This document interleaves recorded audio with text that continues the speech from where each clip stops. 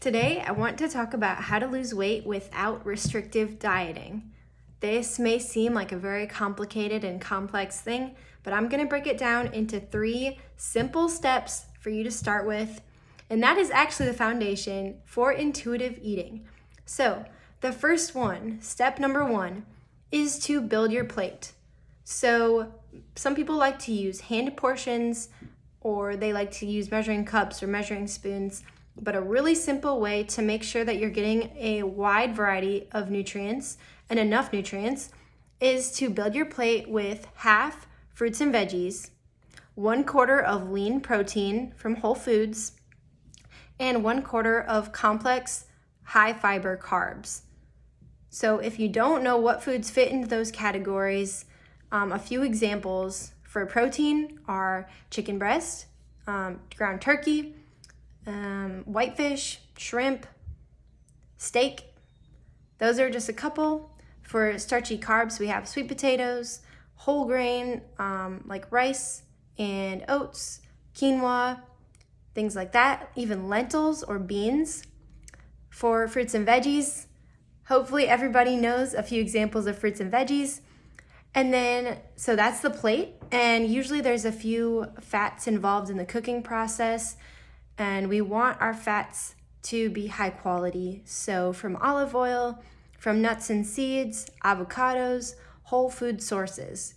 So that's the quantity, is using that plate portion, building your plate according to that. So half fruits and veggies, 1/4 of lean protein, 1/4 of starchy high fiber carbs. Okay, and most of that we want to come from whole foods. So the second thing is to let go of the mindset of restrictive eating. So that is the number one thing that holds people back and puts them into a yo-yo dieting cycle and a restrictive dieting cycle. When you restrict, you crave more of those foods. It has been scientifically proven over and over again. If you tell yourself that you cannot have a certain food, you will want more of that food. And then when you eat that food, you will beat yourself up, and that will lead to wanting to restrict even more. So it's this whole cycle over and over. Whereas if you allow yourself to eat any and all foods, let's say you allow yourself to eat the Oreo. And after you eat the Oreo, instead of feeling guilt and shame and feeling like you have to restrict more in order to lose weight, you just feel satisfied. You've just had an Oreo, and that is not going to ruin your entire life or give you high blood pressure just from that one Oreo. Over time, the things that are going to make you sick and lower your quality of health is that guilt and shame and beating yourself up and doing the binging over and over and over again. One Oreo or one, you can call it a fun food, a treat food, a less nutrient dense food, 1 or 2 or even 3 of those per day is not going to hurt you in the long run. But binging and restricting over and over every single day or every month, every year, that is going to hurt your health and your mindset way more than just allowing yourself to eat the food in the first place. Okay, so that was step number 2 or tip number 2.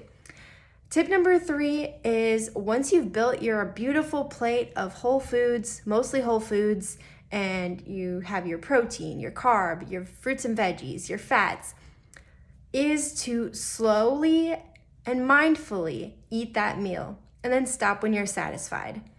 So those are the anchor habits that we always come back to, is eating slowly and stopping when you're satisfied.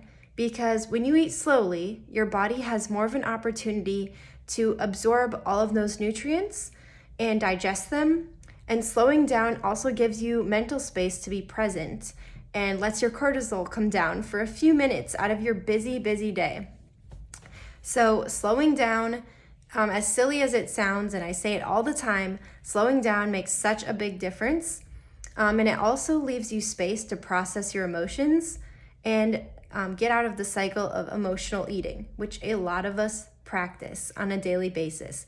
Our lives are stressful, our lives are busy.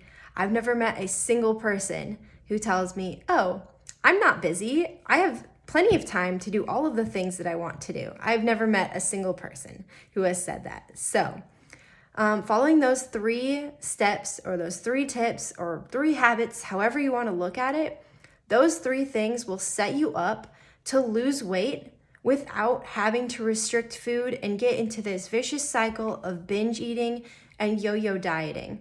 Of course, there are more things to it than that. So learning how to listen to your hunger and fullness cues, learning exactly what foods work for you and which foods don't. There's more details that go into it, but those are the 3 basic things that will help you lose weight without restriction. If you want to get deeper into it, or you've tried these already and it isn't working for you anymore, or you're feeling pulled to try this new keto diet or this new, whatever the new diet fad is, reach out to me and you can ask me questions. I can help you through figuring out what it is that works best for you. And if you want to work with a nutrition coach, you can always just message me and I will help you find exactly what you need to be eating and how much and when without restriction, so you can feel happy and enjoy all the foods that you want to enjoy. I hope this is super helpful, and feel free to share it. Send it to anybody that needs to see this or needs to know about this. And yeah, let me know if it helps you.